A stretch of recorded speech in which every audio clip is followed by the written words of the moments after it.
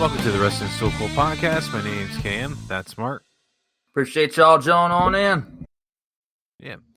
And before we get into it, you can follow us on Twitter at WrestlingSCool. Go ahead and take it over for the rest. And for Instagram, it's at Wrestling Still Cool. TikTok is at Wrestling Still Cool 90. Facebook is Wrestling Still Cool. Or you get us on email at WrestlingStillCool@gmail.com. Any case, so when we get into this, we're going to be talking about what's going on leading up to and after Elimination Chamber.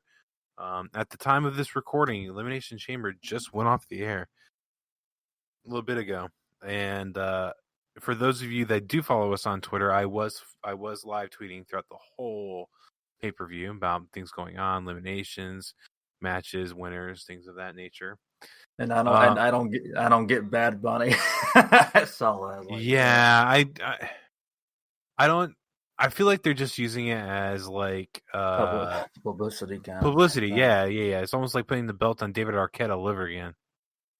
Well, a little different of a prestigious title, but yeah, I understand what you mean by that. I get this the publicity of, but other than that, it's I don't really get involved in the Mr. Bunny deal, and yeah, but I feel like that's something that R-Truth would say. I don't get Mr. Bugs Bunny. I didn't say Bugs Bunny, but I can understand that. Truth saying that though, I could understand that happening. I mean, it's I guess now I understand he's also training at the PC Center, I guess, and getting ready to be in the ring. I'm gonna have to think that they're probably gonna put him in Wrestlemania matches, in a probably tag match with what's Damian, or what's his name? Damian Priest. Yeah, him. That's my guess. You're gonna put him in a tag match with him. That's just. Well, I mean, that's what you do to cover someone's weaknesses. Yeah. Okay, so with that, am I the only one that thinks it's kind of bullshit that he's not getting chased by ninjas like R-Truth? Like, R-Truth could not keep that title for nothing because ninjas and Akira Tozawa are chasing him. Then I see Bad Bunny do a backstage segment on Elimination Chamber. Nothing happens to him. Plus, okay, let's sell the fact that it's 24/7 title. He shows up on SNL. He should have been tried to be pinned at SNL. That would be entertaining. It would have been better than what they did. It went from what they did. I barely saw anything from SNL, but if he was going to be pinned on SNL, there would be news. Yeah, by far. Then it would be the. Honestly, when I heard on Raw, that he was going to be on Saturday Night Live, I was like, okay, when they put the belt on him, I figured, okay, they're going to do something with it on the show. I didn't watch that show, SNL, but I figured that. But since you're telling me they didn't, that's kind of a waste of time and publicity right there, more or less. But you should use that to put that title out there a little bit, but they didn't do that. Yeah, which is fine. I mean, like, do what they have to do to try and get it out there. But you gotta, if it's gonna be the 24/7 title, and you're gonna go from basically people breaking up weddings, because I remember that with it's the guy that Rockstar Spud is now, and I'm blanking on what his name is. Drake Maverick. Drake Maverick. You're gonna have R-Truth attempt to be pinned everywhere to where he almost goes into a women's Royal Rumble match. To now, Bad Bunny can walk around without having to worry about getting pinned. Like, how does that it's happen? weird. It's weird, and they actually had on Fox News or some Fox deal. I think they had somebody win the title, but anyway, they've had a numerous amount of places. But yeah, I agree. Like, you don't bring it to Saturday Night Live and defend it for one. And then, of course, tonight, you're like, okay, this is not making a whole lot of sense. Of course, you got to protect your guy. I'm like, come on, man. It's like, you have the free opportunity right there. It's WWE's, honestly, it's showing WWE's inconsistency at its worst. Because that's all it is. It's highlighting the fact that they are very inconsistent with how they do things. Now, you don't want to protect Mr. Bunny from... Let's keep the title on him because, hey, Bad Bunny has a title. I guess that's, pretty much. Well, here's the thing. Like, it isn't R-Truth like the 95-time 24/7 champion or something like that? I thought it was 1,000 now. I don't know. It's way up there. Let Bad Bunny get pinned by R-Truth or one of the ninjas or something, and then he pins one of them again. Like, Yeah, it's not hard. It's not like the WWE Championship that's going to lose prestige. It never had prestige in the first place. It's a comedy title. It's all it really is. Yeah, so the only thing is keep consistent with what you're doing before, to where it made it look like everyone was after it, to now no one's after it. Like, how does that happen? And all because a rapper got it. Mm-hmm. And I get why they decided. I think this is kind of low bar, but they basically put Damian Priest with him. Okay, cool. But wouldn't it make more sense to put Booker T with him? Like, yeah, I guess they're thinking young guy, up and coming. Maybe they could put 3 of them together. But I guess they're thinking up and coming guy, get his name out there. I understand that way, but Booker T was in the music video, so I guess there's 2 ways of looking at that one.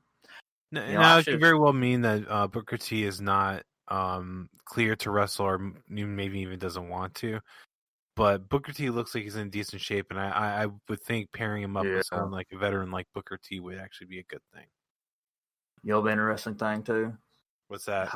Hypothetically speaking, if I would have tweeted out to Bad Bunny, "Hey, dude, I got a show this Friday night. Come on out." Comes out there.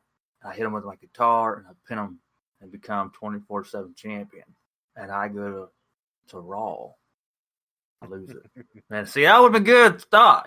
Country singer versus a rapper. News, man. Well, they do that backstage currently.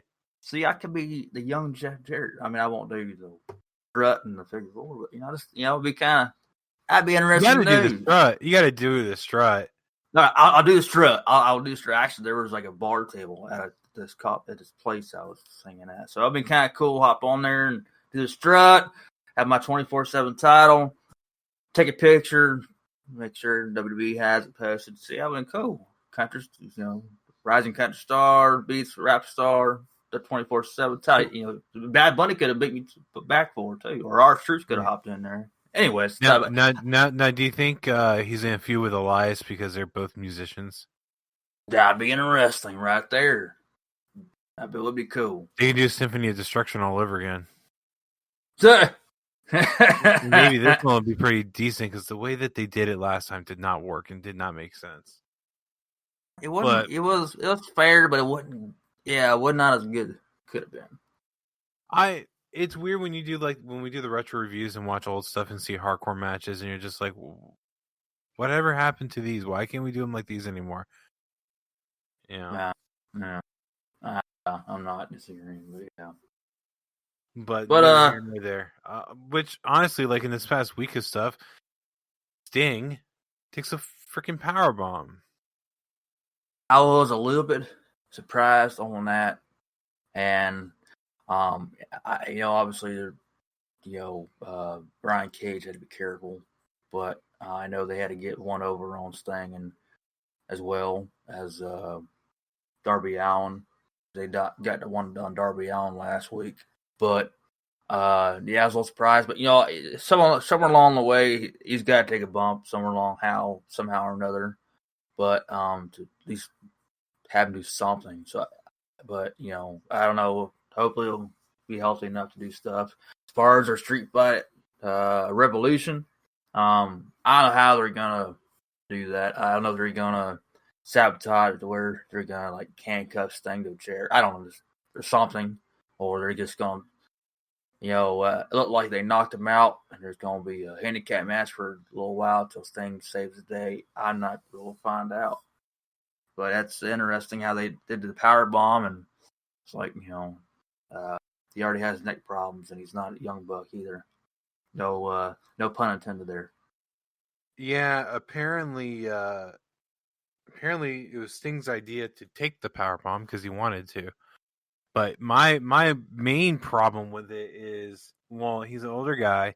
He's already hurt. I don't want him to get in a situation where he just aggravates and make it worse.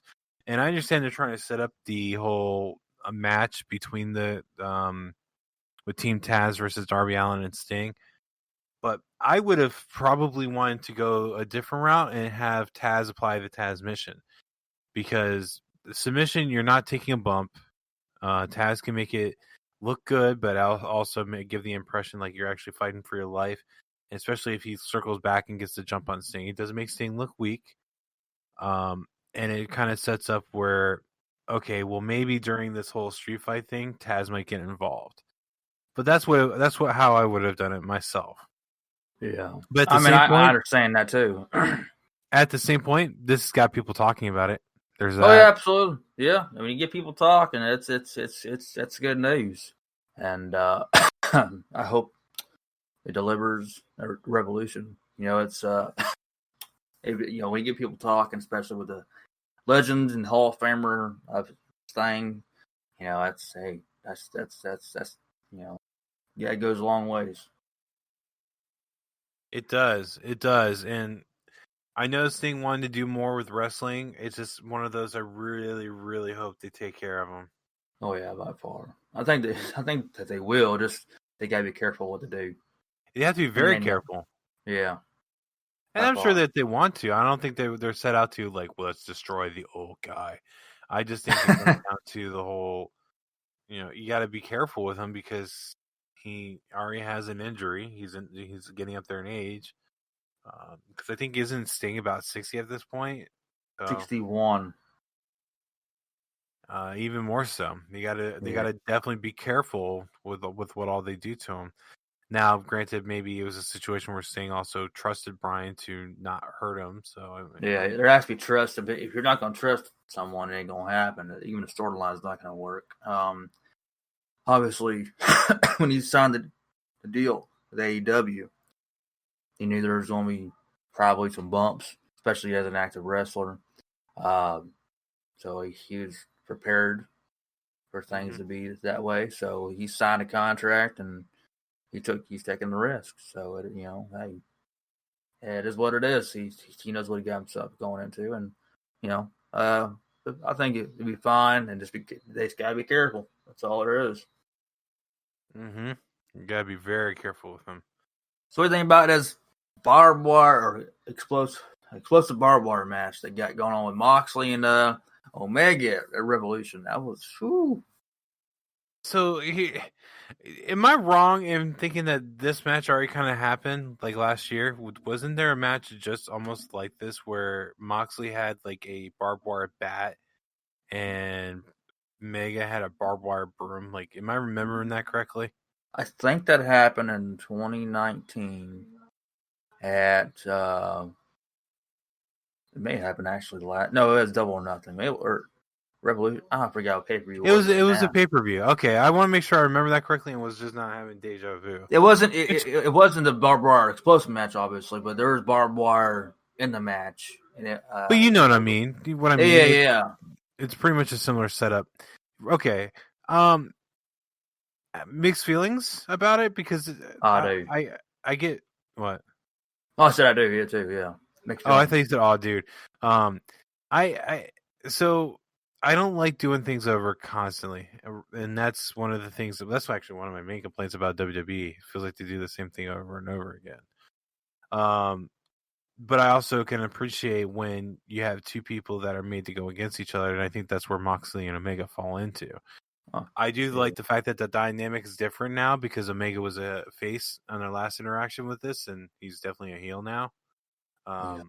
So we'll see how it goes. The only issue, I agree and disagree with you. And the thing is, why I disagree with you for is that there's always an ongoing the same thing in a different way with wrestling. Obviously, I know I'm not saying you don't understand that and don't know that, but it's more or less there's nothing what you would call necessarily brand spanking new usually.